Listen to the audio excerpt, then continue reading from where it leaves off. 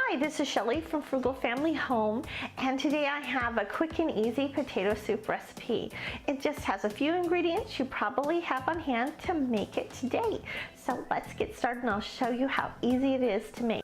First, we want to chop up some potatoes, and I leave the potato pieces a little large so we have some chunks of the soup when it's done, and add some water to cover, and then we're going to cook it until the potatoes are softened.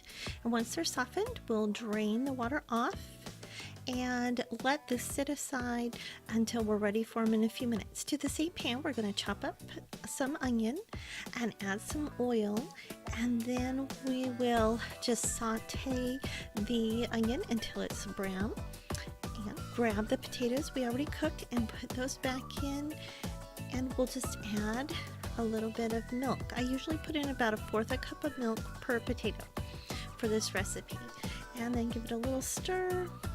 And we're going to cook this until everything's heated, and as you're stirring, just smash a few of the potato chunks to thicken the soup a little more, and then add salt and pepper to taste. I like to have a little extra pepper in this. Then just give it a stir, and then we're ready to put it in the bowl. And as you can see, there's some nice chunks of onion and potato. Now if you like a smoother soup, you can blend it. Add a little bit of cheese and a sprinkling of chives, and you have a delicious soup that's so easy to make.